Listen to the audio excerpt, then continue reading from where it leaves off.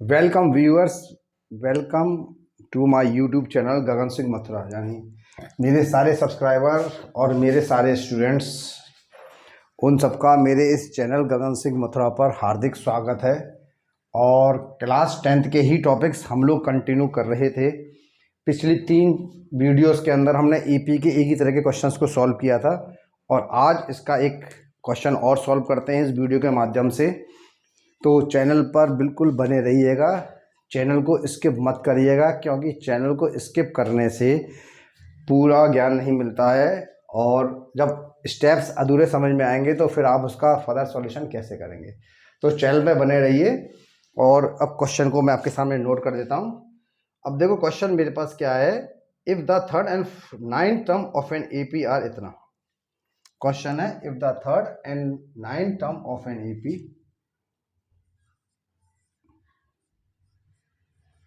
if the third and ninth term of an AP, if the third and ninth term of an AP are 4 and minus 8, 4 and minus 8 respectively,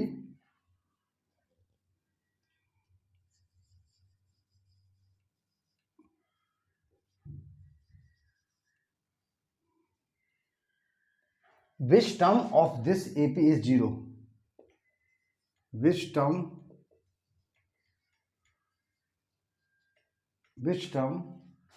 of this AP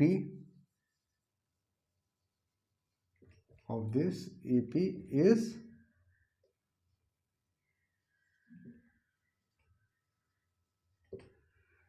so if the third and ninth term of an AP are 4 and minus 8 respectively, which term of this AP is 0? तो अब ये कह रहा है कि यहाँ पर जो हमारा क्या नाम है, which if the third and ninth term of an AP, third और नाइन्थ टर्म एपी की 4 और माइनस 8 है तो इसकी कौन सी टर्म जो है वो 0 है, ये हमें यहाँ पर चेक करना है। कौन सी टर्म हमारी यहाँ पर 0 है। तो देखो इसको सॉल्व करने के लिए सबसे पहले आप क्या करेंगे, केवल फॉर्मूला मेरे पास वही है जो मैं यूज कर रहा हूँ, a plus n minus 1 into d equals to a n. और हमारी थर्ड टर्म की बात कर रहे हैं तो a प्लस का 3 माइनस 1 इंटू डी है और ये मेरा कितना हो जाएगा 4। यानी a प्लस का 2d की जो वैल्यू है वो 4 के बराबर आ रही है, इक्वेशन नंबर 1। और हमारी नाइन्थ टर्म तो a प्लस का 9 माइनस 1 इंटू डी और ninth term of an AP कितनी है हमारे पास, वो है हमारे पास माइनस का 8। यानी a प्लस का 8d इक्वल्स टू माइनस का 8 है। और क्वेश्चन नंबर इसका ये कौन सा है, वो इक्वेशन नंबर बन गई यहाँ से ये 2। तो देखिए आपके सामने मैंने ये क्वेश्चन बिल्कुल क्वेश्चन को पढ़ते हुए और इसकी इक्वेशन को देखिए यहाँ पर 2 आपके लिए बना दी है और वही मेथड का यूज करेंगे। अब हम करेंगे क्या कि हमारी ये जो 2 इक्वेशंस हैं, इन 2 इक्वेशन से हम जो है अपनी a की और d की वैल्यू को निकालेंगे और फिर a और d की वैल्यू निकालने के बाद उसके लिए कह रहा है विच term of this AP is 0। तो कौन सी टर्म AP की 0 है ये मुझे निकालनी है, ठीक है। तो यहाँ पर देखिए subtracting equation 1 and 2, subtracting equation 1 and equation 2। तो ये है a प्लस का 2d इक्वल्स टू 4 और ये कितना है a प्लस का 8d इक्वल्स टू माइनस का 8। ये माइनस और ये प्लस, ये आपस में कट गया। 2d माइनस का 8d होता है माइनस का 6d और 8 प्लस का 4 होता है मेरा प्लस का यहाँ पर 12, ठीक है। अब d की वैल्यू निकालनी है तो d की वैल्यू कितनी हो जाएगी माइनस 12/6, यानी 6 2 जा 12, d की वैल्यू हो जाएगी माइनस का 2। d की वैल्यू माइनस का 2 निकल गया भाई। अब अगला स्टेप हमें क्या करना है, इस d की वैल्यू को इक्वेशन नंबर 1 में लगाना है। Putting the value of d putting the value of D in equation first. पहली इक्वेशन में डी की वैल्यू को मैं लगा दे रहा हूँ। तो देख मेरा क्या है, ए प्लस 2 इंटू माइनस का 2 equals to 4, a plus into minus minus का 4 इक्वल्स टू 4। ए की जो वैल्यू हो गई वो 4 प्लस का 4, यानी ए की वैल्यू कितनी निकल के आ जाएगी मेरी 8 आ गई।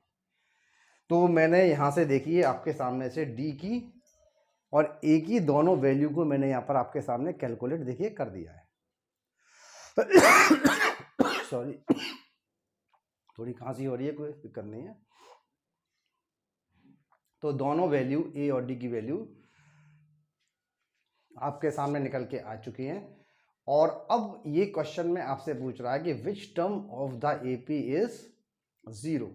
तो देखिए यहाँ पर n की वैल्यू को निकालना है और इस पे ये चेक करना है कि कौन सी टर्म इसकी 0 है। तो देखिए थोड़ा सही कर देता हूँ मैं इसको, 2 सही नहीं दिखाई दे रहा है इसके अंदर मुझे, तो ये माइनस का 2 था, यहाँ लिख दिया, ये हो गया बॉक्स। देखिए फॉर्मूला क्या होता है, A N equals to A plus N minus 1 into D. Which term of the A P is 0, मैंने यहाँ पर लिख दिया इसको 0, है ना। ए की वैल्यू मेरे पास कितनी है 8 और मुझे n की वैल्यू निकालनी है, कोई दिक्कत नहीं है। डी की वैल्यू कितनी है मेरे पास माइनस का 2, तो इसको मैं यहाँ ट्रांसफर करता हूँ, ये हो जाएगा 0 माइनस का 8 इक्वल्स टू n माइनस का 1 इंटू माइनस का 2। 0 में से माइनस गया तो माइनस का 8 बचा, ये -2 इसके मल्टीप्लाई में चल रहा है और इसके काय में पहुँचेगा, डिवाइड में पहुँचेगा। तो -8 अपन माइनस का 2 और n माइनस का, माइनस से माइनस क्या 2 4 जा 8 4 प्लस का 1 माइनस का प्लस बन जाएगा। तो n की जो वैल्यू निकल के आई वो आ गई 5। तो देखिए फिफ्थ टर्म इसकी ऐसी है 5, n की वैल्यू 5, यानी फिफ्थ टर्म पर इसकी जो वैल्यू निकल के आएगी वो हमारी बिल्कुल 0 के बराबर निकल के आएगी। तो देखिए इस क्वेश्चन में मैंने कुछ भी नहीं करा है, सिंपल स्टेप को फॉलो किया है और वही प्रोसेस जो मैं हर क्वेश्चन में करता आता हूँ। 2 इक्वेशन बनाई है मैंने इसकी 3rd और 9th के लिए, और 3rd की 9th की इक्वेशन बनाने के बाद मैंने किया क्या है, इसके अंदर केवल ए और डी की वैल्यू को निकाल के एक इक्वेशन बनाई है और उस इक्वेशन के लिए मैंने वो वैल्यू कैलकुलेट कर दी है जिस वैल्यू पर इसकी वैल्यू 0 आनी चाहिए थी। तो देखिए फिफ्थ वाली टर्म एक ऐसी है जिसकी वैल्यू 0 आ रही है, और ये क्वेश्चन अब आपके सामने पूरी तरीके से सॉल्व हो गया है। और बस इस वीडियो में इसी क्वेश्चन को करेंगे। तो देखिए आपके सामने कितना अच्छा स्टेप है, इसको यूज़ करिए। इस टाइप के क्वेश्चन नेट से निकाल लीजिए, आर डी शर्मा से निकाल लीजिए, करते रहिए, एग्जाम में आते हैं। तो प्लीज़ इस चैनल को सब्सक्राइब करिए, लाइक करिए, कमेंट करिए, ज़्यादा से ज़्यादा लोगों को शेयर करिए। मिलते हैं आपसे नेक्स्ट वीडियो में, till then bye, see you again.